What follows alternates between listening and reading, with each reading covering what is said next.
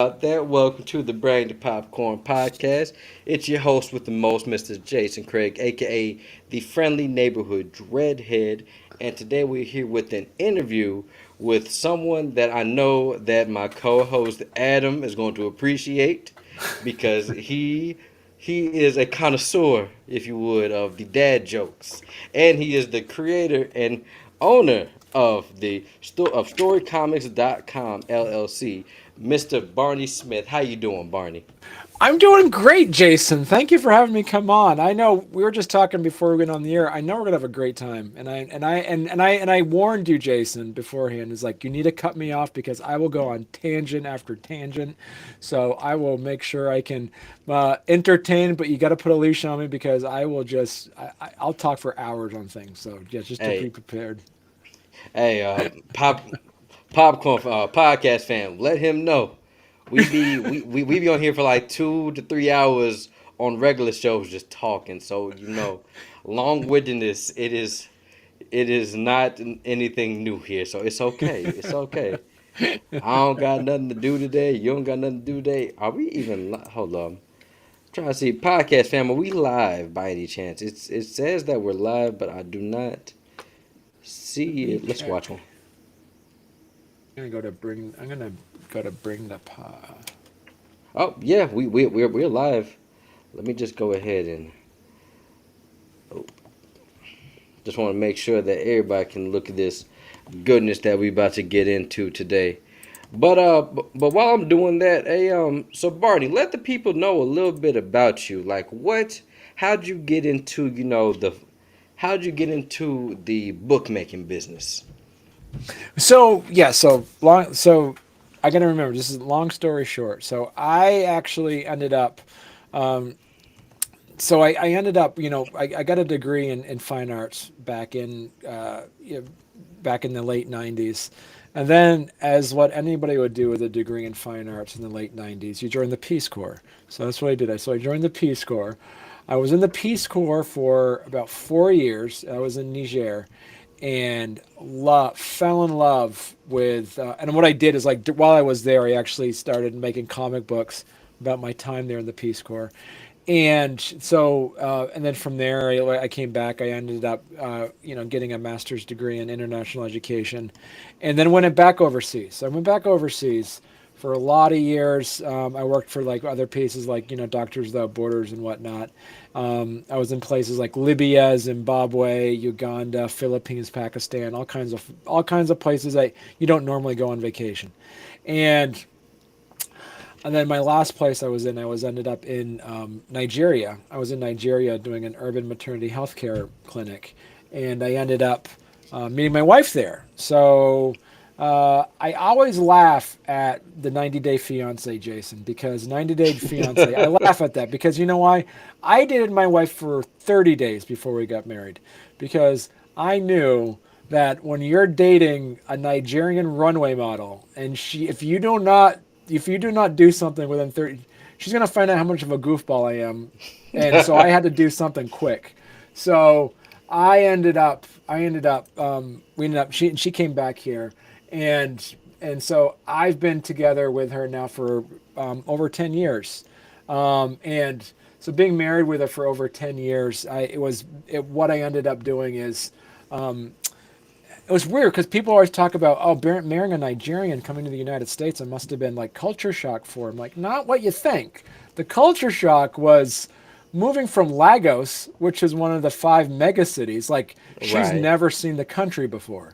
Like, not even in Nigeria, she's never seen like a wild animal. She's always lived in the city her entire life. So coming to Vermont, I remember when I showed her on Google Earth Vermont, she stared at it because if you ever go on Google Earth and you look at Vermont, it's just green. Like you don't see anything. It's like from that far, it's just all woods. And she stared at it and she looked like, you live in the bush. I'm like, yeah, I guess I do live in the bush. Yeah. And she was like, can we move to New York City? Can we move to Dallas? Can we move to like Florida? I'm like, well, no. I Don't move mean, to Dallas. Don't yeah. don't, don't She's move like, to I want to Dallas. move to the city. And so what we ended up doing is because they always say happy wife, happy life. So Mhm. we ended up having to compromise. So how you compromise with a woman that's from the city to want to move to Vermont is like, all right, listen, we got to move it. So I want to live in a place where I can walk out and just go out hiking. But we had to make sure that where we lived was big enough where you can order pizza. So you can actually have pizza delivered. So we actually got a place where we actually were able to deliver pizzas. That's where we live. But so yeah, needless to say, from there is that it was and here's something, Jason. Here's something, Jason, for you. Is that before she actually moved here, because after we got married, she actually stayed. She actually lived. She was about 8 months to me working on the visa for her to come over here about 10 years ago, and her friends gave her lots of advice. And you always hear people give advice before you move to a different country, and people would give her unsolicited advice by saying, if you if your husband ever invites you out into the woods, you say no. And like, because here in Vermont, in New England, these we're all saying you go camping all the time. Like, let's go camping, let's go camping. But then, if you think about it, any Hollywood movie, any movies that actually like get shipped overseas to like Oh yeah. Asia, Africa, or South America, or Australia, or Europe, there is not one happy movie about the North American woods. It's always horror movies or something Yeah. where there's a Bigfoot, there's a witch, there's a ghost, there's a killer with Jason. a there's Jason. You get stuck in the woods and you have to saw off your leg or something. There's never one happy movie about the woods. So the stereotype of the woods of North America, if you ask anyone from any country, hey, buddy, Daddy's in a meeting. Yeah, it's like a 3-year-old that Although, walks in. you're good. And also, before we go on, shout out to Mr. Brian from Beeline Entertainment. Thank you for joining us today as we talk to Mr. Barney Smith. And Barney, you are right. I'm part of the I fall into that stereotype because I will never go to the woods, especially as a black man, because black man never survives in the horror movie. So I'm good. Somebody tried to get me like, oh well, what if we go to a closed campground? And said, you know what? Maybe, but closed campgrounds, there's always crazy somewhere, even on closed campgrounds. So Except Event maybe. Horizon. I think Event Horizon, the only survivor. I can't remember there was like I can't remember in that movie. It was like the smart black man is the one that actually lived throughout the entire at the end of it, if I remember correctly. But let's be honest.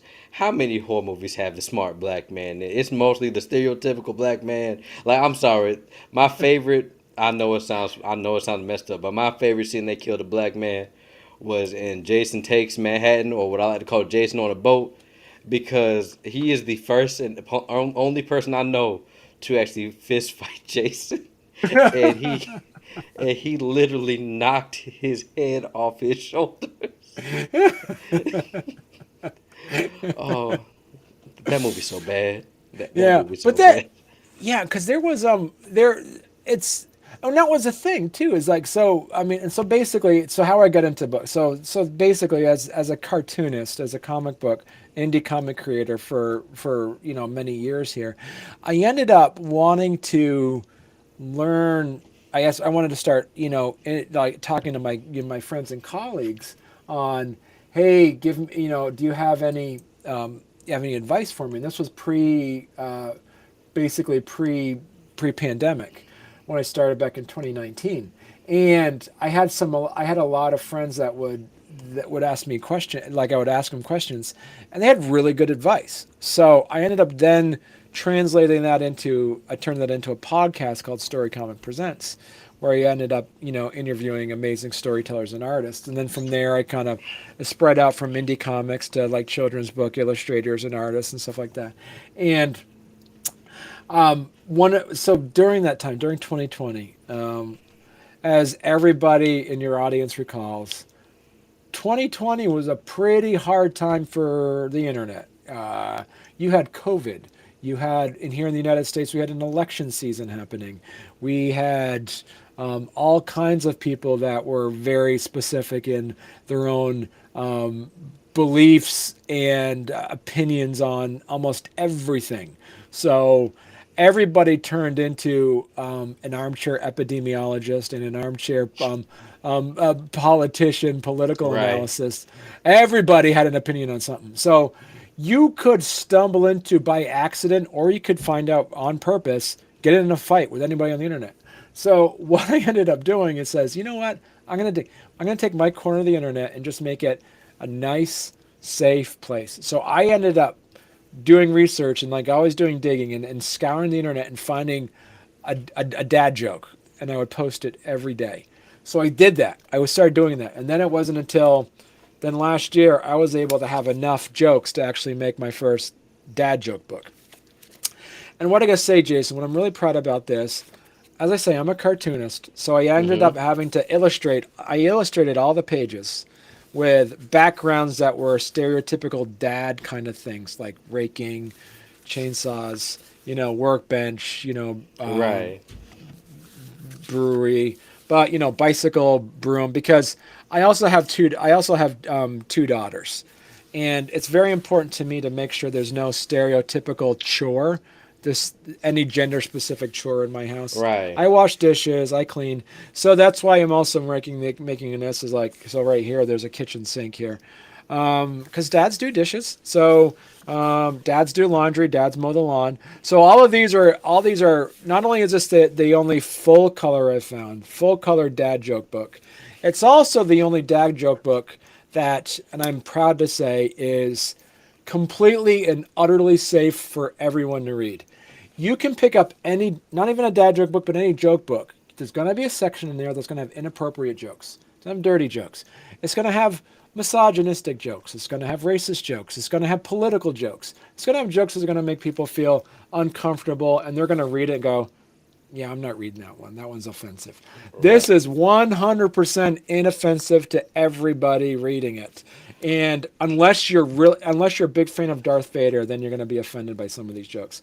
But there's, you know, um, what did Jay-Z call his wife before they were married? Fiance. Like, these are some of the ones like, um, do you want a brief explanation of what an acorn is? Well, in a nutshell, it's an oak tree. But so these are completely jokes. Today is International Waffle Day. I can't decide if I want to participate. So these, like, all these jokes are not, um, you know, all these jokes are basically like completely safe. My 6-year-old daughter can take it to first grade and not get the book taken away. My brother works at a stone quarry, so he's surrounded by a bunch of blue collar guys sitting there, talking about sports. He takes this book and he'll read jokes and they'll find it hilarious. My mother's a minister. She brings this book to church and leaves it on the pew, and it's completely safe there as well. Jeannie, what's your first wish? Steve, I wish I was rich. Jeannie, what's your second wish, Rich? Like, these are the ones that are like so fine to you know uh, the urge to sing "The Lion Sleeps Tonight" is always a whim away, a whim away, a whim away, a whim away. I Yeah, heard. they're completely horrible, but they're completely safe. But and so anyway, so I made this joke book, and so being able to, like, having a history of knowing how to publish books, because I published some of my other graphic novels previously to that. What I was able to do then is, and much like you, Jason, having a podcast, I've met a lot of creatives, a lot of people do Kickstarters and stuff like that. I've been able to then from there grab a hold of the ability uh, to learn about Kickstarter. And so what I was able to do as well is decide to say, you know what, I'm going to take my sequel book. I have a sequel that's being launched as of this recording. It's being launched next Tuesday, Okay. called Datter Jokes. And let me send you the link to that for you as well. Actually, I think. Hold on. Well, let me click. Nope. Hold on. No. I thought it was on your site. A link for your site, but I guess not.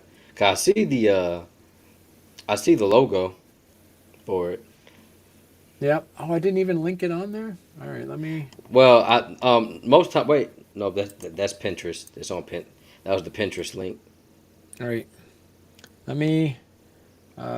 Let's see here. Where's my? Let me do the. internal chat. Can I do that? Here, I'll sit right Yeah. here. Perfect. There you go. All right. So let's go ahead and bring this up. What the? I gotta. Oh, it's listed you twice. All right. So let's do that. Share this tab instead. Thank you for being easy. All right. So let's go ahead and what in the? Oh, there we go. So there we go. Let's go ahead and look at your Kickstarter page. Data jokes and that little girl on the left. That is me every time Adam tells a dad joke. Oh, but yeah, man. Like I said, for one thing, it's kind of funny because I just like rewatched some of The Last of Us, and when when Ellie had that dad joke book, like you reminded me of that scene because that that's something I don't see nowadays is like joke books. Like you were the first person I've had on this show to push a joke book, and like I have not heard somebody try to push that or sell that to me in a while. And you know what? I might not do it. I might crack. Like I might look at a few, but dad jokes ain't for me, cause I hear them. I hear them every week on this show. But I do like it because some of the jokes did get a laugh out of me. Like especially the like one of them like it was a. I'm going to write a book about what I should be doing. I'm gonna call it. It's an autobiography. I like okay, that was actually kind of clever. Um, but yeah, man. So tell us about dadder jokes. So yeah, so basically what I'm able to do with like with data jokes, and as you can see in the cover, there's three kids in there because I got a 2-year-old son right now, Mm-hmm. and I got two daughters. So my first book actually just had the two girls on it, and so Right. now it's also updated. And also, so Jason, as soon as I turned 46, I had to start wearing glasses, and I gotta say, I'm really excited about it because I think I look good in glasses, and it makes me It makes and you look more. It makes you look more it, sophisticated. it More. makes me look more sophisticated because I can do this too. I can actually kind of look down at things, and so that's why the sequel book actually has me wearing glasses and has a little bit of gray on the side. So I know when I come out with, obviously there's going to be a third book called Dadist Jokes. So I mean that's obviously going to happen. I mean it's not like it's going to be a surprise where people are like, wow, he came out with a third book called the Dadist Right. Jokes. You have to if you have dad then dadder, so you got to have Dadist. So so basically what I was able to do with this one is really kind of like double down on the fact of taking, and I always, to make sure that, as I say, the two things that are specific about this one that you're not going to find in any other book is there's a lot of other ones too, is like about, I would say about 5%. So 1 out of 20 jokes. So 5%, 95% of the jokes are the ones that I've scoured through the internet and found and tweaked them to take out the misogyny or some of the offensiveness to it to make it safe. And I've also been able to take some jokes that are, I've been also to be able to take some jokes that actually are safe enough to actually I listen to a lot of old like 1930s and 40s radio programs like Jack Benny, Charlie McCarthy, George and Gracie Burns. Some of that stuff seems kind of dated, but at the same time, I'm able to pull it back out and kind of turn it into a modern, an updated version of it. I'll give you one example that it's resurfaced the internet that I brought back from an old episode of in the 1940s. Charlie McCarthy. Charlie McCarthy was that there was the puppet. He was a puppet, and he told a joke, and I was able to update it into a modern audience because it's self-deprecating humor Right. is some of the best humor. So when I'm able to make fun of myself, it gives people to make the, because what happens is you allow people to laugh with you and not at you. They're laughing at you at the same time, but with you because you're the one that actually made the joke. Like Right. I'll give you an example. This one Charlie McCarthy joke that I actually updated is, so this is the updated version of it, is I told my wife when I was in my 20s I was unbelievably handsome. She responded, "You're right. I don't believe it." So that's a joke that was told by a puppet in the 1940s, but he updated it as like a kind of a funny, self-deprecating humor on that one. And and so that's an example of the fact that I've been able to really research and find jokes that you have your easy ones that are kind of like sitting on the surface that everybody's gonna Right. hear about, but being able to add on some newer jokes as well. Like I just found out Albert Einstein existed. I thought he was a theoretical physicist. So that Oh, that one hurt. That one hurt. That that one hurt. yeah. And it's funny. Some of the jokes I think that's not fun. I'm gonna post it anyway because I have to do one every day, and I'll post one, and then it will, uh, and I think it's not that I personally don't find very funny, and I'll get like 40 shares, and then I'll get like over 100 likes. I'm like, really? And I'll post one that I think is hilarious, and it will get crickets. Like I did one, a furniture store. The furniture store keeps calling me.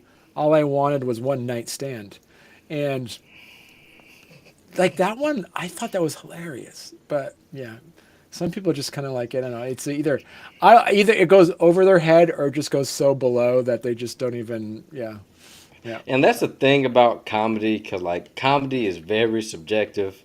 right. Like that's why some, especially like when it comes like comedy, like stand up, especially movies. Like there's some movies, especially like amongst me and my co-stars that they love, and I just hate.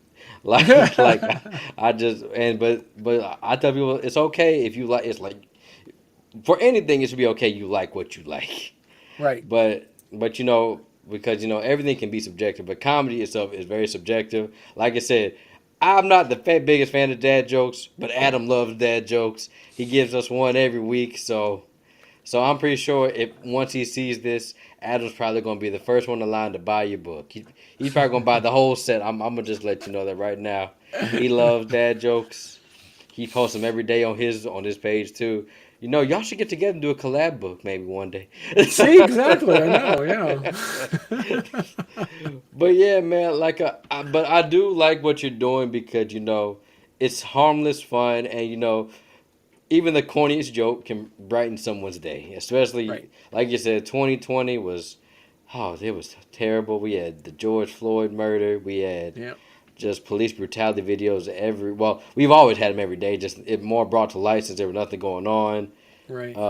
The election had a had a man-sized orange as president. Yeah, yeah, it was just bad.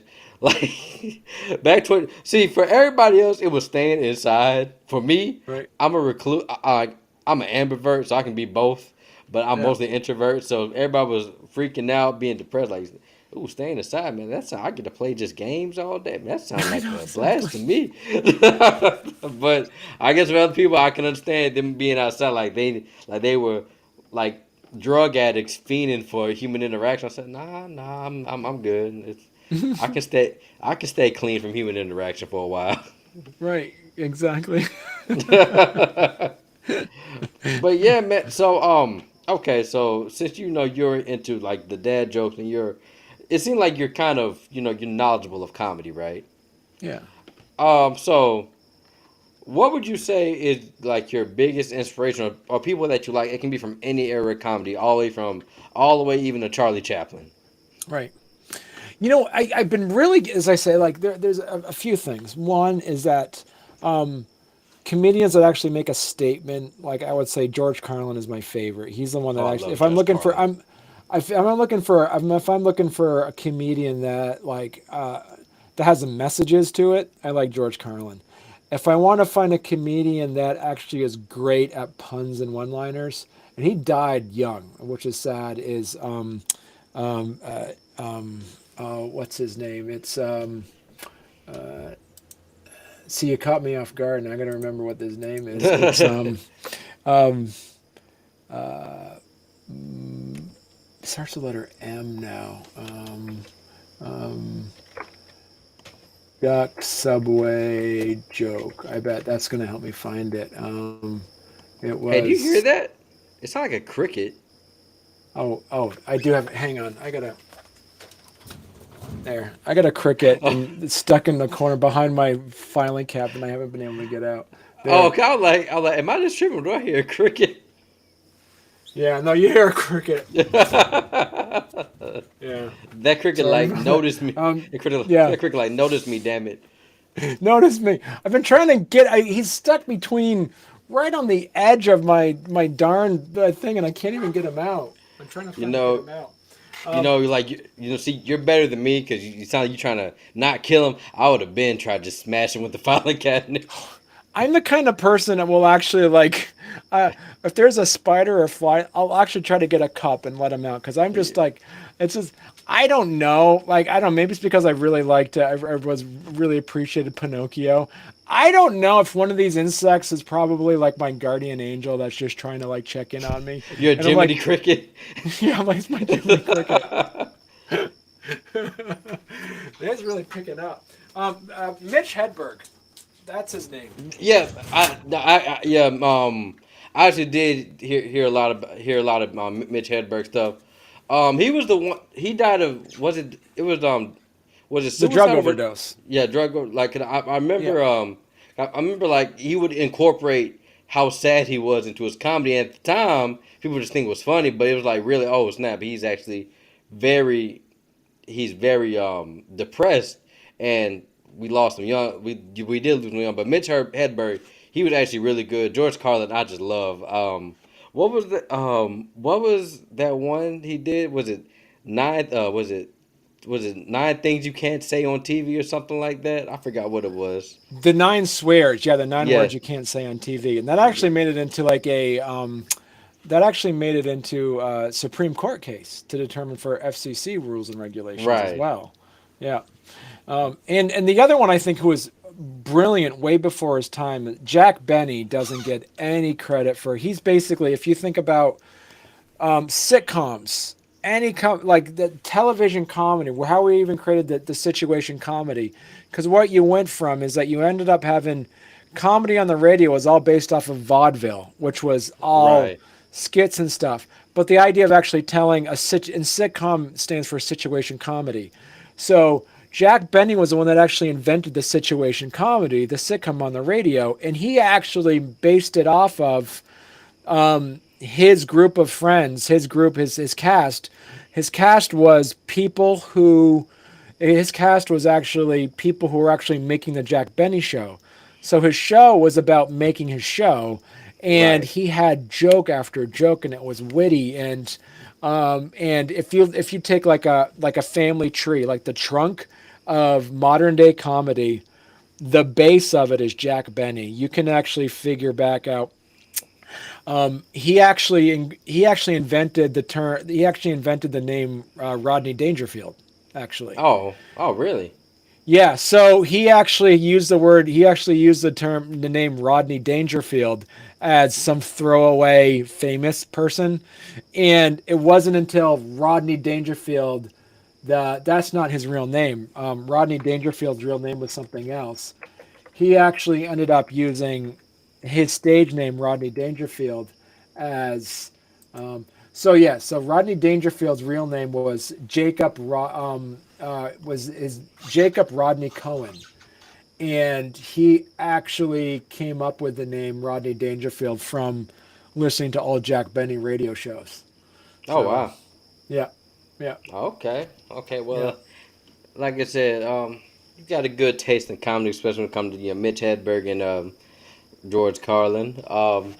So what like like you said you got into this. So what is your end game? Like what would be like your main goal that you want to achieve with storycomics.com? Well, as we said earlier, I have a podcast, which is good. So what I'm also doing as well is so I'm on my third career right now, which is really exciting for me. Is that so? As I say, originally I was overseas. I was working for like Peace Corps and Doctors Without Borders, so I was doing a lot of work, international relief work. you can get burnt out pretty quick doing that because you're basically living in adrenaline fueled jobs. Right. Like you're in like a post crisis situation, or you're in a war zone basically. And Oh unlike the gosh. military, you don't get guns. You get first aid kits is basically what you do. And after that, and after I got married to my wife, I moved here. I worked in the nonprofit field for a good 15 years again or so, or 12 years or so, and got burnt out doing that. It's called compassion fatigue, where you just see that. So serendipitously enough, just this past March, after I left my work there, I ended up I'm in the I purchased a terrestrial radio station. So I bought an FM AM radio station. Oh wow. So yeah, so what I'm doing with that is so my love of doing podcasting, my love of doing indie comics and stuff like that. So what I'm doing is gonna be able to create some companion internet radio stations that will focus on indie comic stuff. It's easy to listen to it. It's easy to see it on.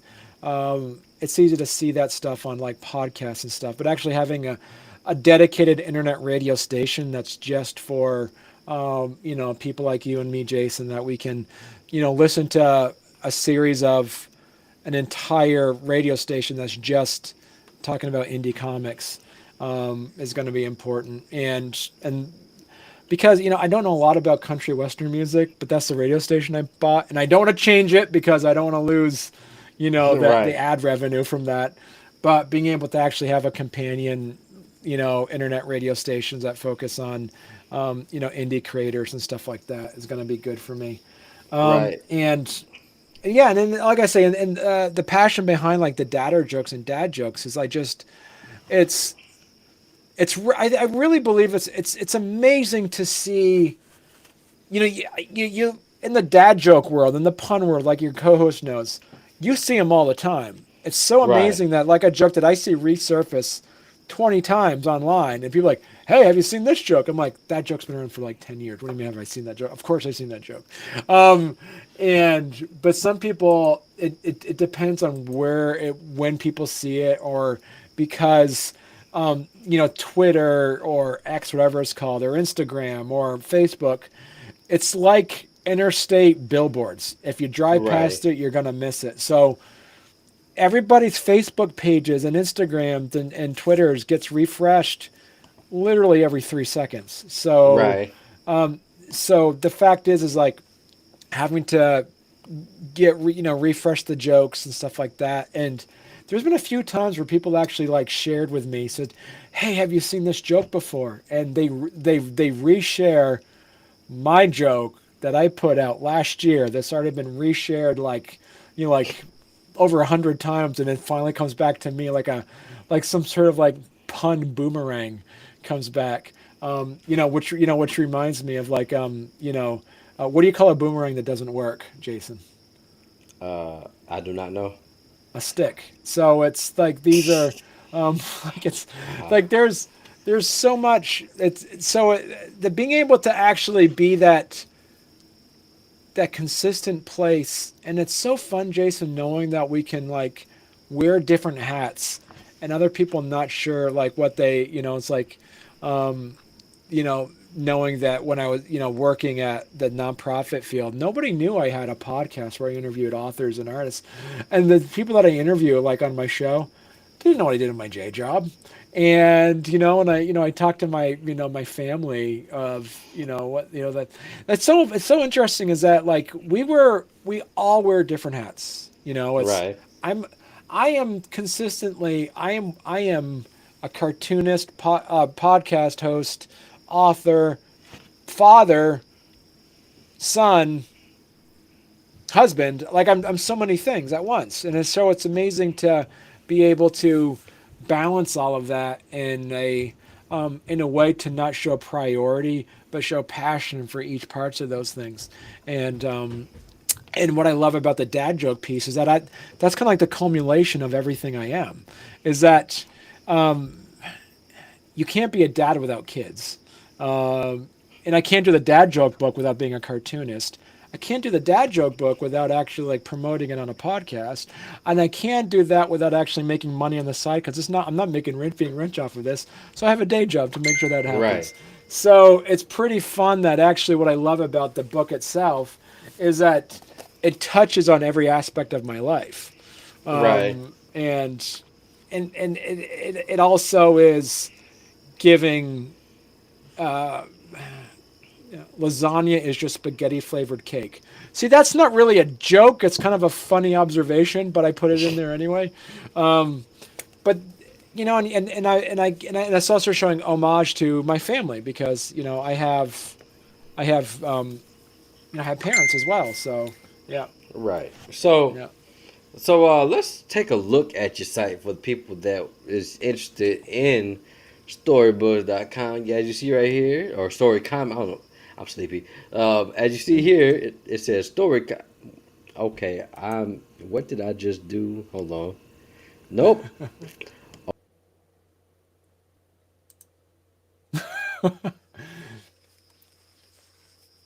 So anyway, I want you to know that I am 46 years old and I still have I have Transformer toys on my desk. You know why? Because I like to fidget, so I always keep here I got a Decepticon here. And when I was growing up, you had Megatron. Oh, here he is. All right, you're back. I was entertaining the masses while you were gone, Jason. So Sorry about that, y'all. One thing about being live, you get to see all the live mistakes because for whatever reason I had multiple screens up, and then it just decided it didn't want to be. I tried to exit out the screen and say, "Oh well, you don't want to be here no more, so let me go ahead and boot you out." But we're back, and like I said, storycomics.com. Let's look what we got here. We got Data Joe. We got I guess the Pinterest for the cover oh, of here. Data Jokes.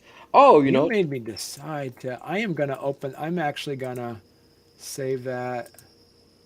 All right. Hit refresh. Now you should be able to click on it and go straight oh, there.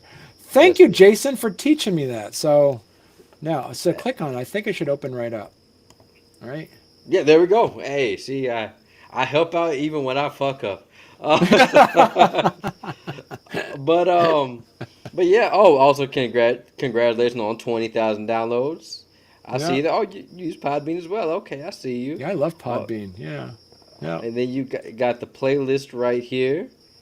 Oh, you see, you're not long-winded like me. You have 30-minute, 40-minute episodes. We have Oh, I 2 hours. edit. I edit the poop out of those too. So Oh, what? okay.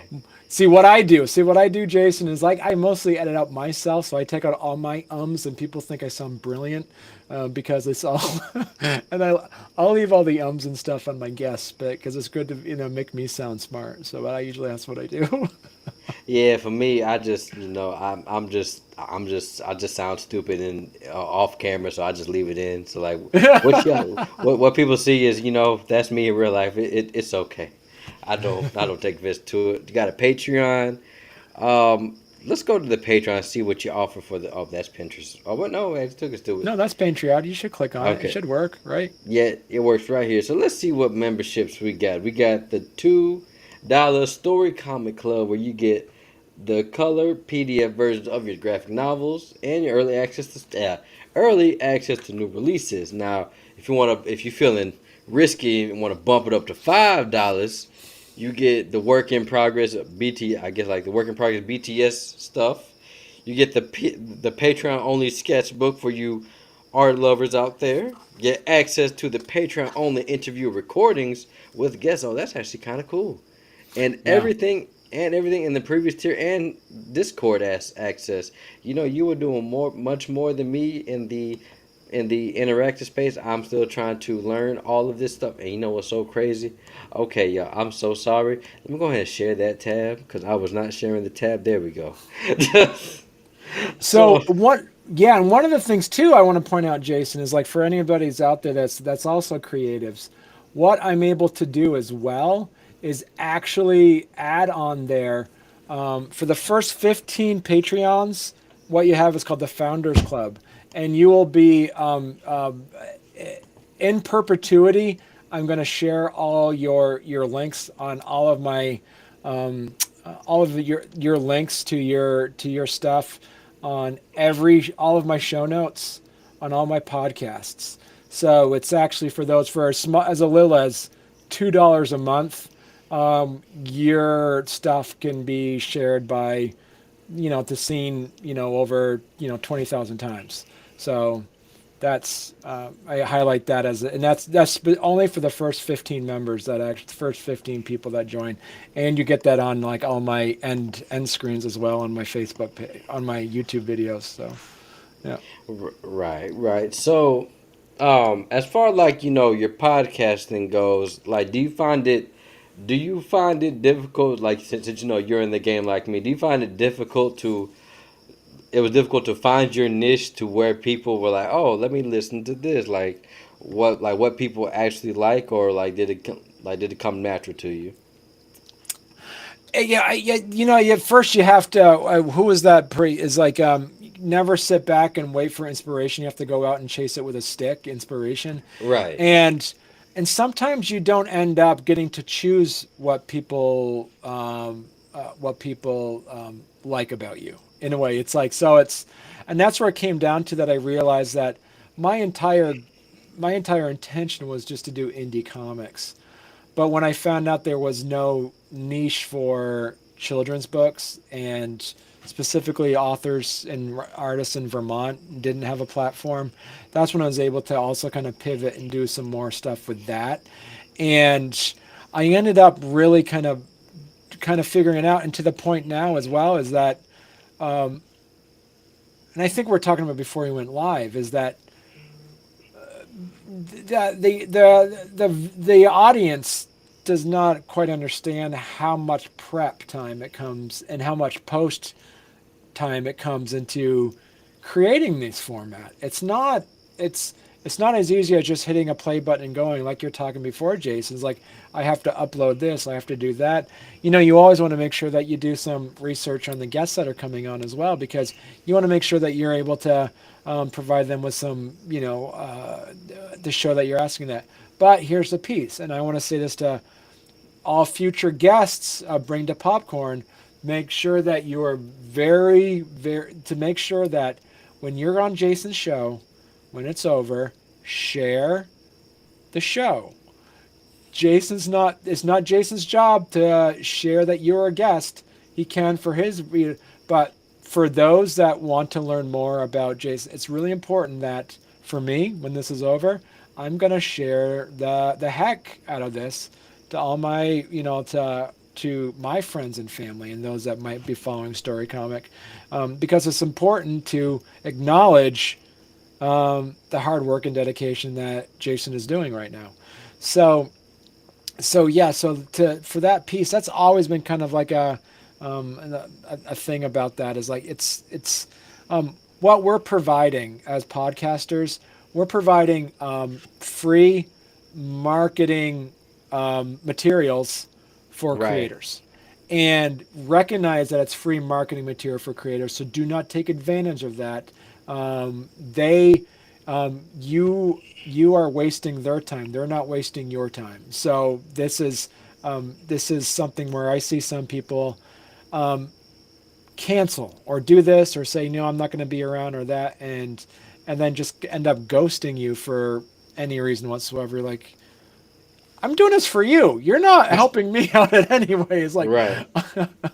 so that, I mean, and that's what it comes down to as well, is like, you might think that you have a niche that you want to focus on, but then you end up filling in a gap of a need that you didn't know that was going to exist. So Right, yeah, yeah. 'Cause yeah, like I said, I know the podcast ground far too well. Like, not making, making up to buy like a cheeseburger or something, but I guess for one, it's just really all about having fun while doing this. You don't want this to feel like a job. 'Cause like right. I tell people, now if I can make a job out of this by acting stupid on camera, just giving my opinions for 2 hours out of the day, hey, I'll be more happy to. But for right now, it's just something that I hope to, it blossom into something. But as of right now, it's just a startup, like our movie review show. Trust me, if I had to depend on this Oh, it'd be so hard. Like we are so hard. We are so backed up with movie reviews. Like we're doing a catch up show just to just to catch up. I still got to review Barbie, Oppenheimer, Haunted Mansion. Uh, and mind you, I took time of my day to watch those movies. Some of the same day. Half of Yeah. my day is spent watching Barbie and Oppenheimer. That was hell. I like the movies, but that was hell. But yeah, man. Now we about getting to the end of it. So I try to ask like a fun question for everybody before we head on out, and it's usually the same question but different format. So I ask everybody, if you had to make a Mount Rushmore of your favorite comedians in no particular order, but you can only Huh. have four, what would they be? Huh. That's a good one. See. All right. Um, like I was saying earlier, it's got Jack Benny, not necessarily for the fact of just like the what he brought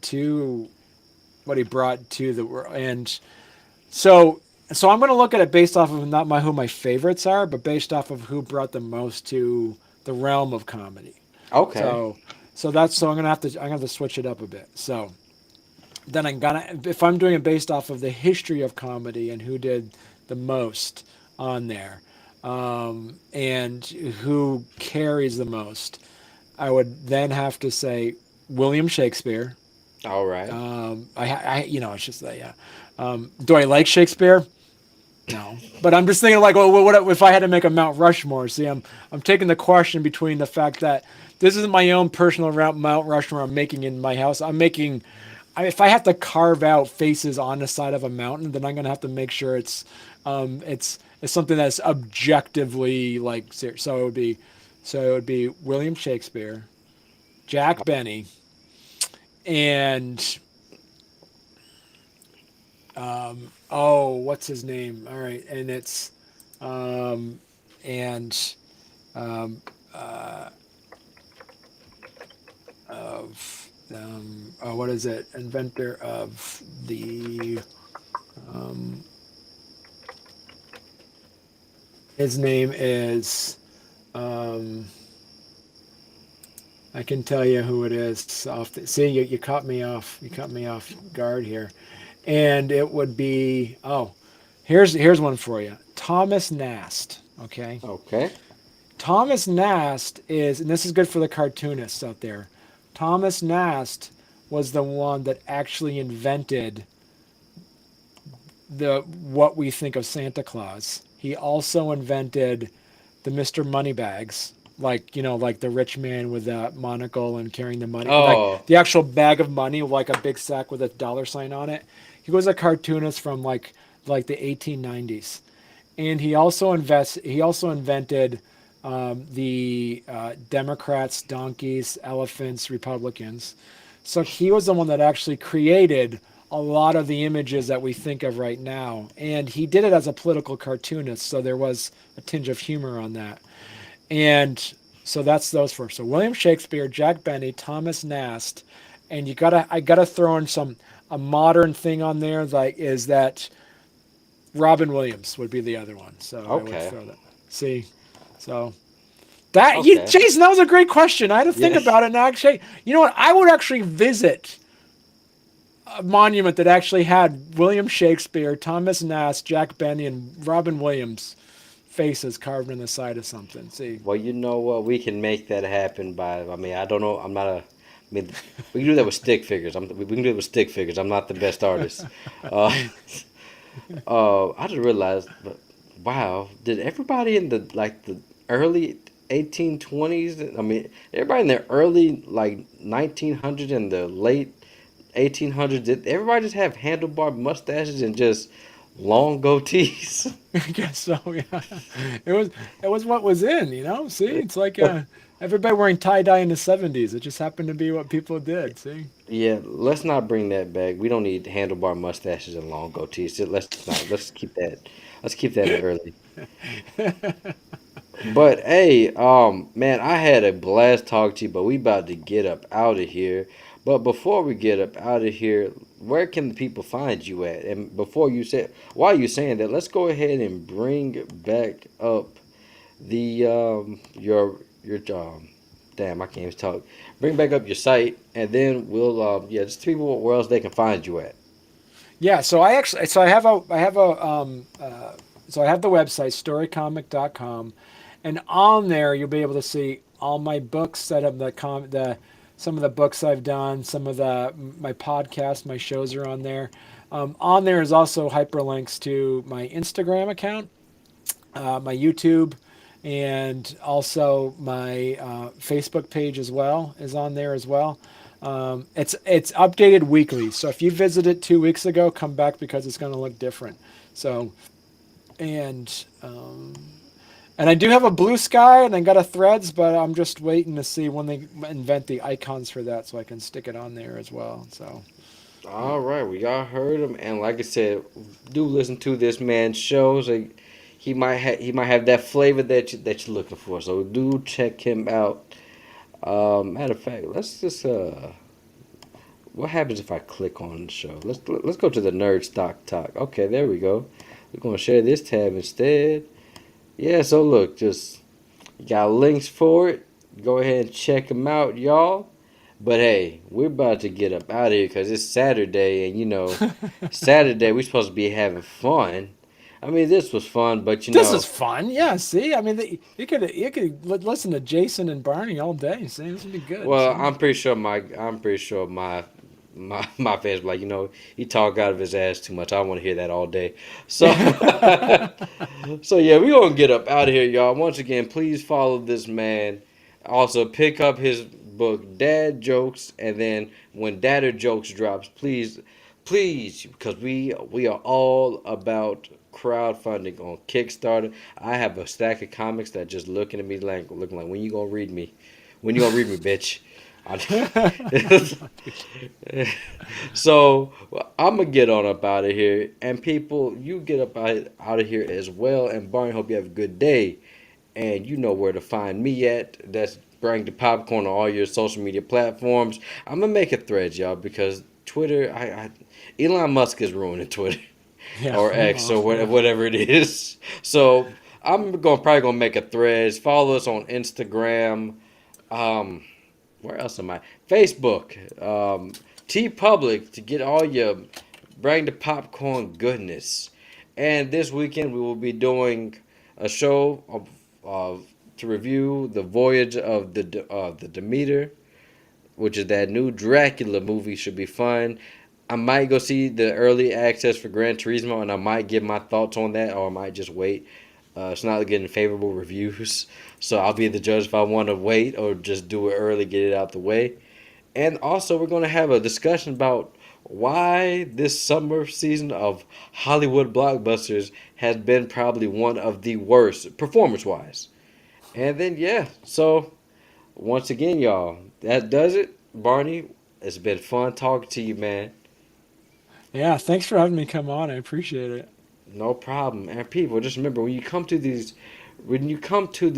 reviews and interviews, just remember to always bring the popcorn. All right, y'all, we are out of here.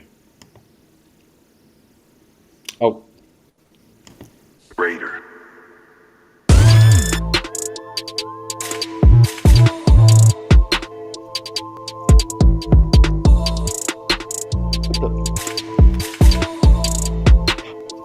I'm still here. I don't know. I Oh heard my it God. backstage.